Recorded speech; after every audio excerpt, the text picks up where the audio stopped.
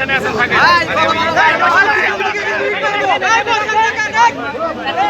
শিশির শিশির সবাই বসি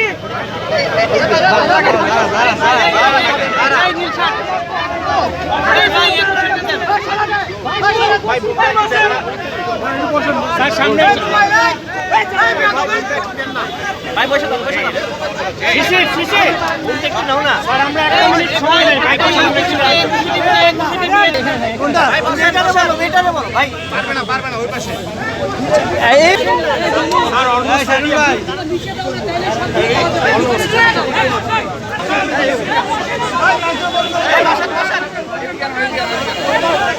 বসেন বসেন ভাই বসেন বসেন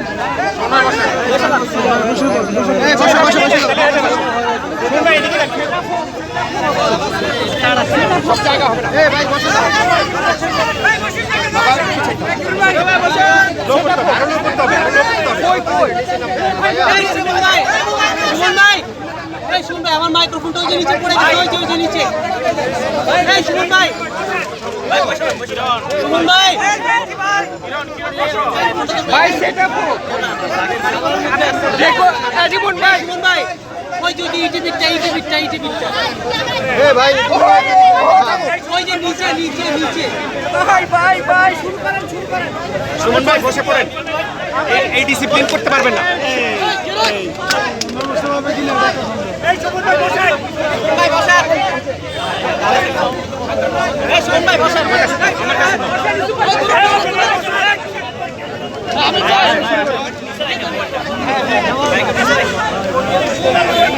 এই এটা উঠাও ভাই এই সুমন ভাই বসে স্যার শুরু করেন স্যার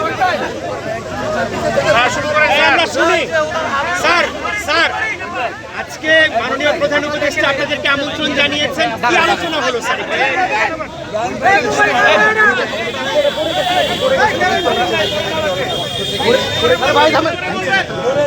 আমি সহ জাতীয় স্থায়ী কমিটি আমরা 5 জন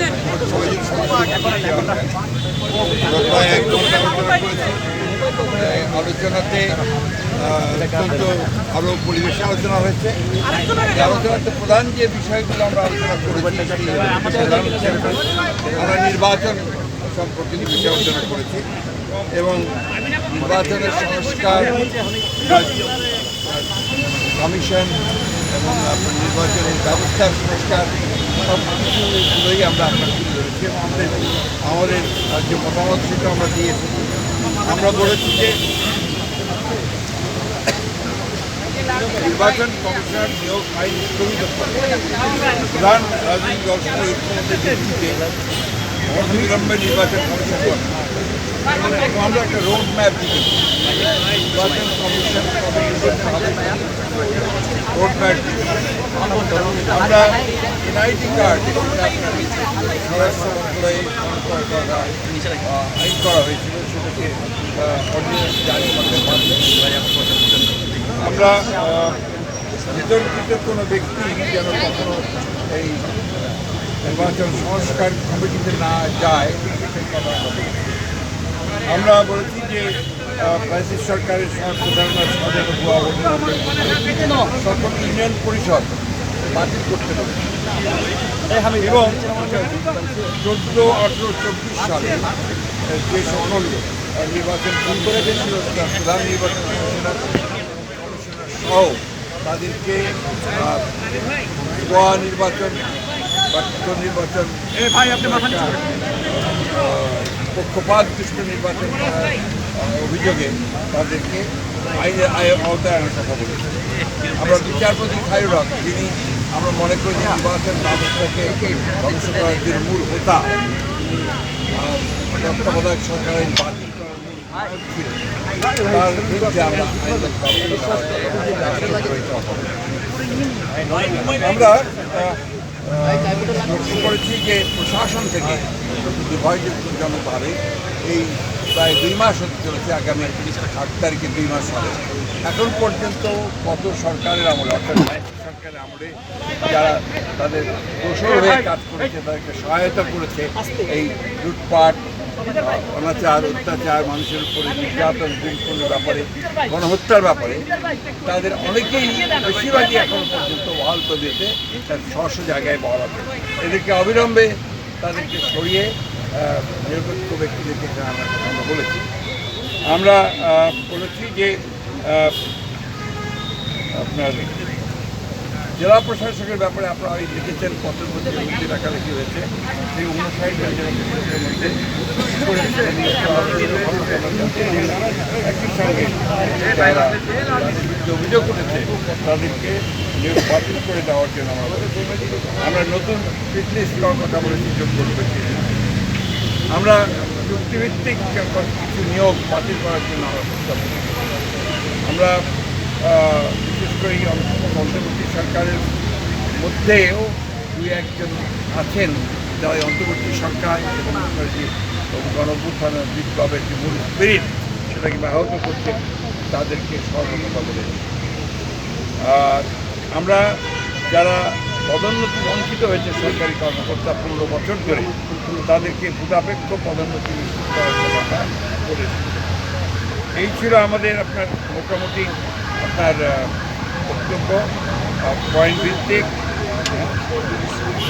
এবং আপনার বিচার বিভাগের ব্যাপারে আমরা পরিষ্কার করে যেটা বলেছি সেটা হচ্ছে যে এই বিচার বিভাগের হাইকোর্ট বিভাগ যেটা এখন পর্যন্ত কোনো পরিবর্তন হয়নি, এবং হাইকোর্ট বিভাগের বেশিরভাগ নিয়োগই ছিল কিন্তু আপনার দলীয় ভিত্তিতে, এবং প্রায় 30 জন বিচারককে বহাল তবিয়তে তারা কাজ করছে এখনও।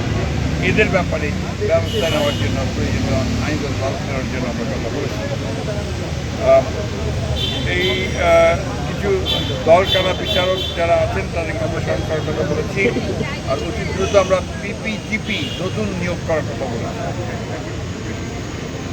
আরেকটা আমরা লক্ষ্য করেছি যে যাদেরকে অভিযোগে গ্রেপ্তার করা হচ্ছে সুনির্দিষ্ট অভিযোগের ভিত্তিতে, হয়তো বা আপনার দুর্নীতি অথবা হত্যা এইসব সুনির্দিষ্ট মামলায় যাদেরকে গ্রেপ্তার করা হচ্ছে তাদেরকে আমরা দেখতে পাচ্ছি যে আপনার জামিন দেওয়া হচ্ছে। এটা উদ্বেগজনক বিষয়টা আমরা দেখার জন্য বলছি।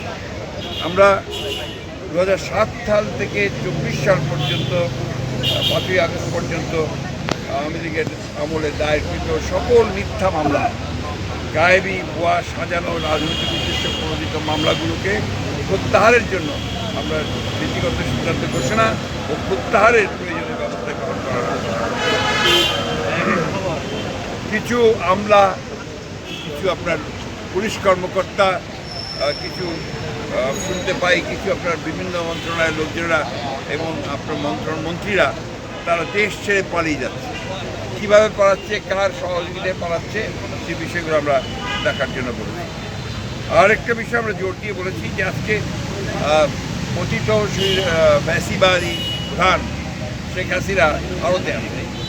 ভারতের থেকে তাকে কেন্দ্র করে তার মাধ্যমে যে সমস্ত ক্যাম্পেইন চলছে, প্রচারণা চলছে, যে অপপ্রচার চলছে, সেই বিষয়গুলো পাঠিয়ে জানা যাচ্ছে ভারতে আছে।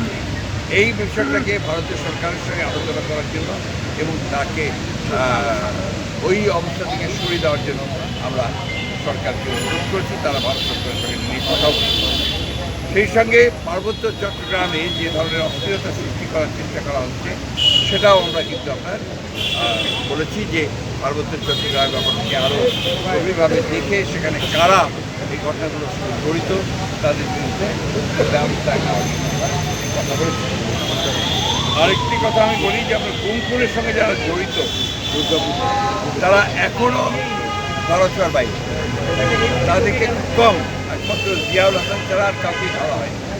আমরা মনে করি যে অবিলম্বে চিহ্নিত করে তাদেরকে গ্রেপ্তার করা হোক, তাদের বিরুদ্ধে ব্যবস্থা নেওয়া হোক।